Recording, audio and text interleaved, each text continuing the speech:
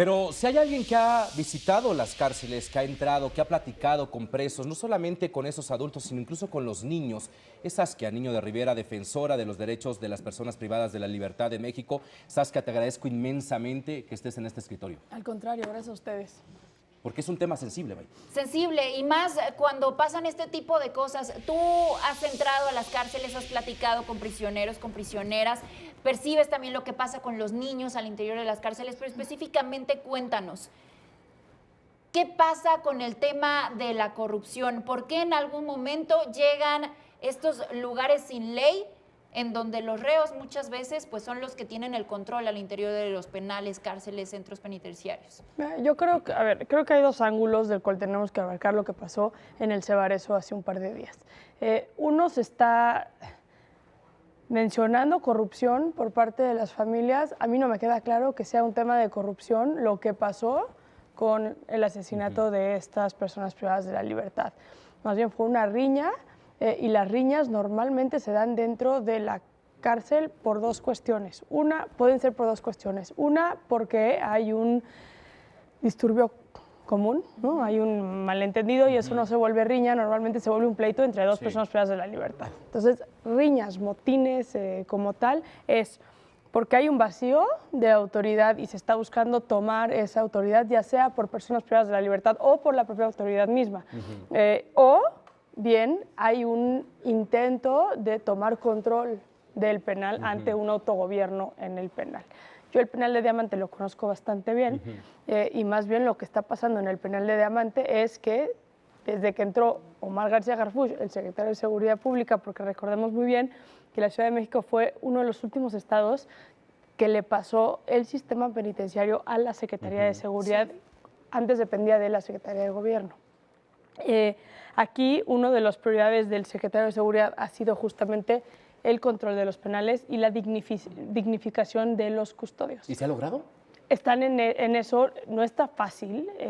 Recordemos que la Ciudad de México es, junto al Estado de México, los dos estados que tienen la mayor cantidad de personas privadas de la libertad. Ahí les va un dato. Con la Ciudad de México y el Estado de México tienen el 47% total de las personas privadas. Casi el 50%. Estás hablando que dos estados tienen casi la mitad de la población. Un estado como Coahuila, por ejemplo, tiene 3,000 personas privadas de la libertad. Un estado como la Ciudad de México tiene 27,000. Estado de México, 32, 33,000 personas privadas de la libertad. Ningún otro estado, más que estos dos estados, tiene la cantidad de penales que tienen, lo cual es muy complicado.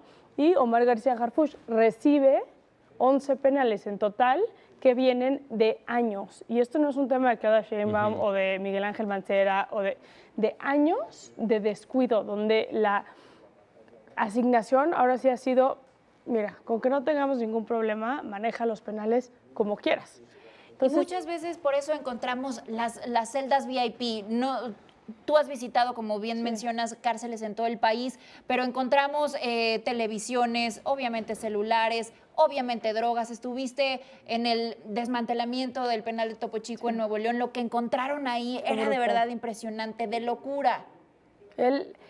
Justamente las celdas VIP que se dan mucho y se dan desafortunadamente mucho en los penales, tienen que ver con la corrupción. Ahí sí podemos hablar de corrupción al 100%, porque las personas que tienen este tipo de lujos, donde tienen celdas de entrada, un lujo, una celda para ti solito, porque acordemos que en este país el hacinamiento llegamos a tener hasta 17, 18, 20 personas en una celda de 4x4. Una celda solo es un lujo absoluto. Y luego ahí ya súmale, pero lo que hemos visto, ¿no? El jacuzzi, la cama king size, armas, televisiones, pantallas plasmas, celulares, efectivo, drogas, X y Y, ¿no? Entonces esto sí se vuelve una especie como de comisión que se le paga a las autoridades o a los custodios propios del penal, siempre y cuando haya cierta gobernabilidad del penal, porque lo que pasaba mucho, por ejemplo, en el penal de Juárez, que vimos a principio de año todo lo que sucedió,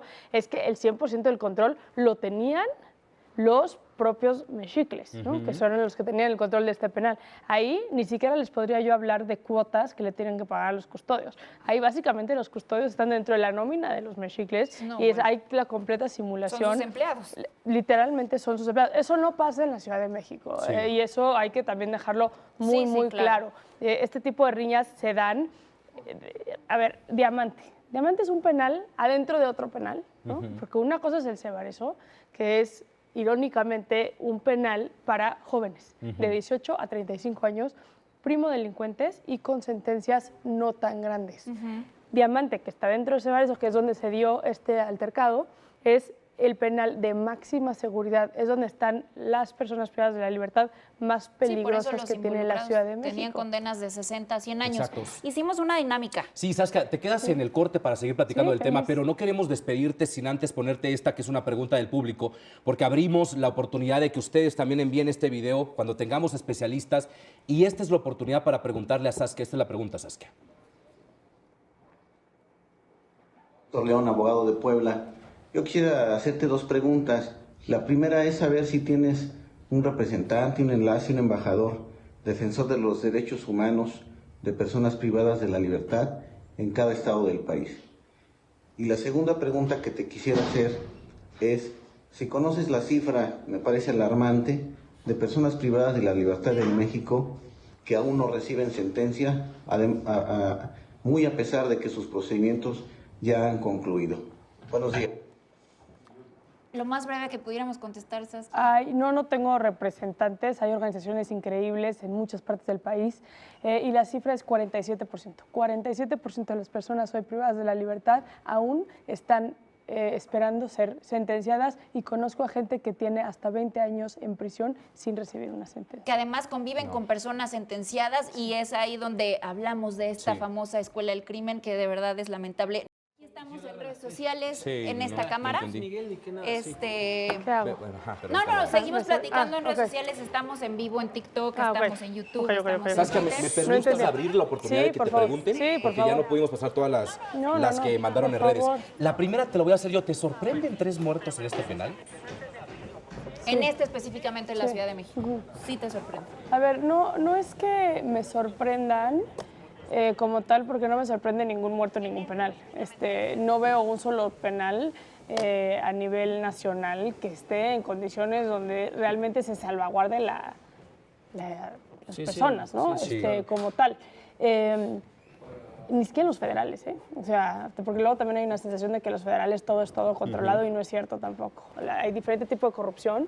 La corrupción es a unos niveles. Pero definitivamente es una manera de vida muy distinta, ¿no? Un penal federal y de máxima seguridad a uno estatal. Ustedes hablaban de los costos ahorita. Una persona privada de la libertad, números reales, no los que dan las autoridades, números reales, porque ahí hay mucha corrupción. Claro. Números reales cuesta 120 a 140 pesos una persona privada de la libertad diaria en la Ciudad de México al día, y en un penal federal cuesta hasta 1.800 pesos al día. Ahora, ¿y de dónde? ¿Sabes la diferencia del penal? Tú eres un reo, no tienes alcance con familia, nada. ¿De dónde sacas dinero para literalmente pues hasta ir al baño? Trabajando dentro. Ok. Hay todo tipo de trabajos adentro, desde la venta de drogas hasta hay como les dicen telefónicas y todo esto. Les dicen las muchachas, ¿no? ¿Las cómo? Las muchachas son las que, o sea, tú tienes un poco de dinero y tú contratas para que te limpien tu celda, para que te laven la ropa, para que te saquen la basura, para Es todo un sistema, es toda una sociedad, un sistema. Tú entras a una cárcel y se te olvida que estás en una cárcel. No es... Sí, es como vivir en una comunidad. Ajá, es una comunidad. Claro. Entonces, hay quien tiene el puestito de los dulces, hay quien tiene el puestito de las frutas en la mañana, en las hamburguesas en la tarde, hay quien tiene el puestito, ¿sí? todo. O sea, todo. Yo no sé cómo comes en la cárcel. Y mira, Saskia, justo viene una pregunta que dice, Saskia, ¿qué es lo peor que has visto en una cárcel? Sí, qué buena pregunta, justo también quería Yo creo que en el Topo Chico, el Topo Chico y Chihuahua son las dos cosas que peor he visto. En Chihuahua un tema de manufactura de heroína con las mujeres, que las obligaban y luego las prostituían. Y en el Topo Chico, con las mujeres privadas de la libertad que llegaban, las prostituían con los hombres, pero las tenían, o sea, los testimonios son brutales, las tenían como ahí en la celda para poder acostarse con ellas cuando querían. Entonces las tenían ahí como amarradas en la celda. Como esclavas como sexuales. esclavas sexuales. Ajá. Impresionante, impresionante. Porque además, pues obviamente ellas no ganaban nada al respecto, ¿no? Oye, y en ese sentido, ya que estamos platicando... Hablando, digamos, de algún privilegio, obviamente nadie... No, es una no. situación muy delicada, pero No, si ni fuera siquiera elección fuera, propia, exacto, no era es elección distinto. propia. No, eran incluso las que iban llegando. O sea, como las que venían, entre comillas, como Sí, como nuevecitas, nuevas, ya claro. sabes, ajá. Y hablando justamente de esto, estamos hablando pues, que es una comunidad y demás. El tema sexual, ¿cuál sería el deber ser en una cárcel, ¿no? De estas visitas tal vez conyugales o lo que sea, y cuál es la realidad de lo que pasa ahí, porque pues bueno, al final no deja de ser una necesidad. ¿Cuál es la realidad del tema? A ver, Y el deber ser, o sea, el deber ser serían visitas conyugales cada...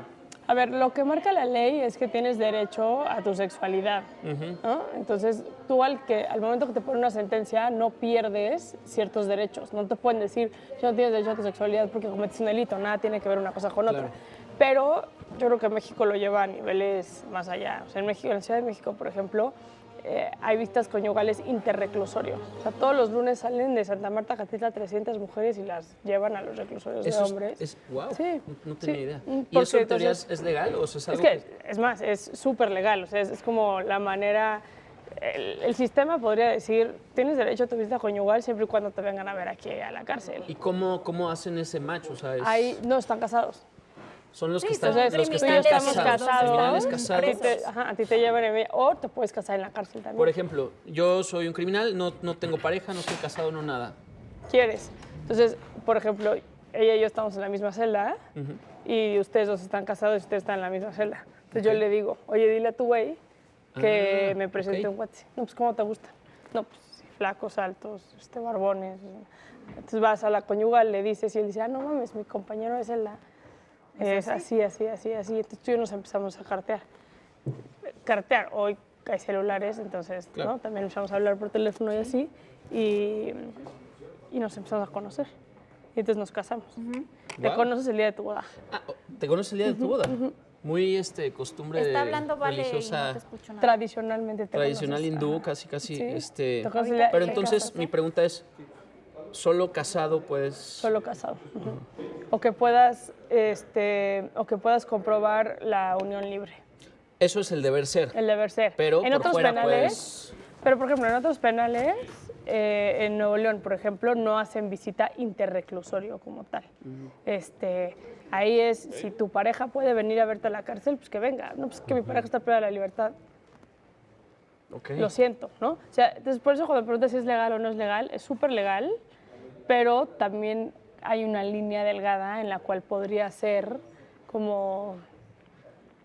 pues, no hago el esfuerzo de trasladar de un penal a otros penales para Claro. que puedan visitar.